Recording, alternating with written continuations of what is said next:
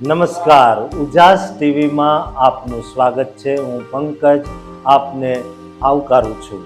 દોસ્તો, America the land of opportunity, દરેક ભારતીય સપનું. પરંતુ શું તમે જાણો છો કે હવે આ સપનાના દરવાજા પર એક લોખંડી તાળું લાગી રહ્યું છે? હા, તમે સાચું સાંભળ્યું. 20 ઓક્ટોબરથી અમેરિકામાં સિટીઝનશીપના નિયમો બદલાઈ રહ્યા છે. નવી પરીક્ષા પદ્ધતિ, નવા નિયમો અને કડક નિયમો.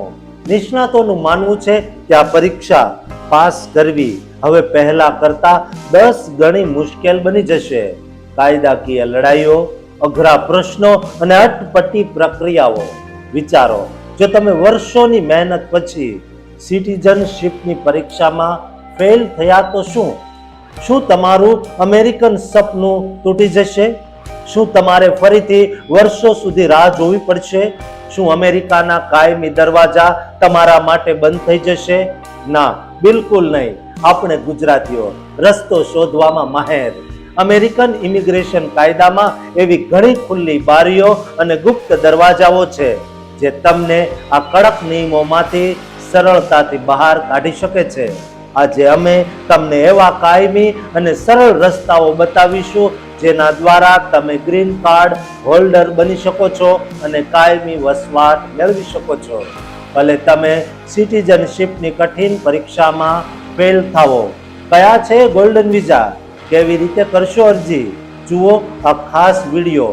ઇમિગ્રેશન એક્સપર્ટના મતે 20 ઓક્ટોબરથી લાગુ થતા નવા નિયમો, જેમ કે પરીક્ષાને વધુ કઠિન બનાવવી, ઘણા લોકો માટે નાગરિકતા મેળવવાનો માર્ગ મુશ્કેલ બનાવી શકે છે. પરંતુ યાદ રાખો, અમેરિકન ઇમિગ્રેશન સિસ્ટમ બહુસ્તરીય છે. સિટીઝનશીપ એ અંતિમ પગલું નથી અને તેની પહેલા કાયમી વસવાટ મેળવવા માટે હજી પણ અનેક સરળ અને સુરક્ષિત માર્ગો ઉપલબ્ધ છે. જો સિટીઝનશીપની પરીક્ષામાં ફેલ થયા તો શું થાય?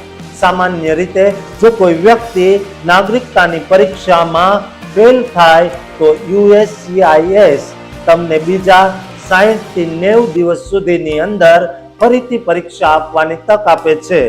જો તમે બીજી વખત પણ ફેલ થાવ તો અરજી નામંજૂર થાય છે. પરંતુ શું સરળ રસ્તો છે? સિટીઝનશીપ એ અંત નથી. અમેરિકામાં વસવાટ કરવા માટેનો સૌથી મોટો દરવાજો છે ગ્રીન કાર્ડ.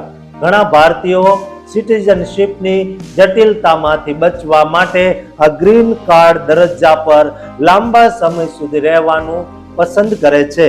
ગ્રીન કાર્ડ મેળવવાના સરળ બારીઓ અને દરવાજાઓ.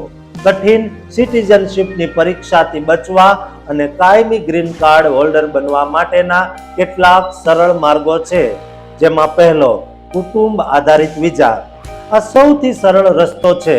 જો તમારા નજીકના કુટુંબીજનો અમેરિકન નાગરિક અથવા ગ્રીન કાર્ડ હોલ્ડર હોય તો તેઓ તમારા માટે ગ્રીન કાર્ડ માટે અરજી કરી શકે છે. તાત્કાલિક સગા, અમેરિકન નાગરિકના પતિ અથવા પત્ની, અપરિણિત બાળકો, 21 વર્ષથી નાની ઉંમરના અને માતા પિતા માટે વિઝાની કોઈ વાર્ષિક મર્યાદા નથી. આ પ્રક્રિયા પ્રમાણમાં ઝડપી હોય છે. બીજો રસ્તો, રોજગાર આધારિત વિઝા. જો તમારી પાસે કોઈ વિશિષ્ટ કૌશલ્ય, શિક્ષણ અથવા રોકાણ કરવાની ક્ષમતા હોય તો આ શ્રેષ્ઠ વિકલ્પ છે. EB-2 visa. જો તમારી પાસે માસ્ટર્સ ડિગ્રી અથવા અસાધારણ ક્ષમતા હોય તો તમે EB-2 માટે અરજી કરી શકો છો. આ કેટેગરીમાં નેશનલ ઇન્ટરેસ્ટ વેવર એક મોટી બારી છે.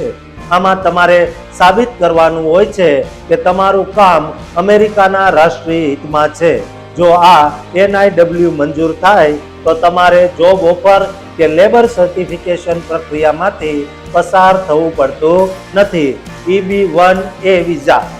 કલા, વિજ્ઞાન, શિક્ષણ, વ્યવસાય અથવા રમતગમતમાં જો તમે આંતરરાષ્ટ્રીય સ્તરે માન્યતા પ્રાપ્ત કરી હોય તો તમે સીધા આ વિઝા માટે અરજી કરી શકો છો.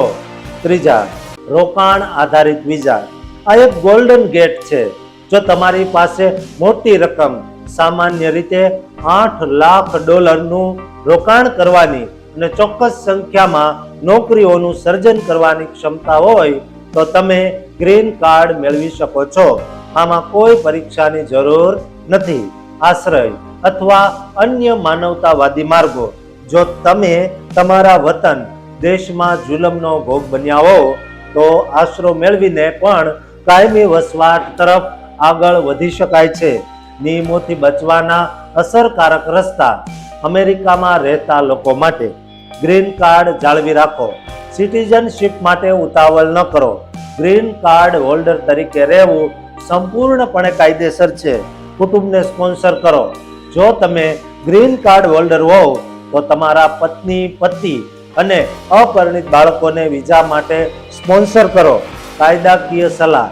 નવા કડક નિયમોના માહોલમાં કોઈ પણ અરજી કરતા પહેલા નિષ્ણાત ઇમિગ્રેશન એટર્નીની સલાહ લેવી અનિવાર્ય છે. તેઓ તમને સૌથી સરળ અને સુરક્ષિત રસ્તો બતાવી શકે છે.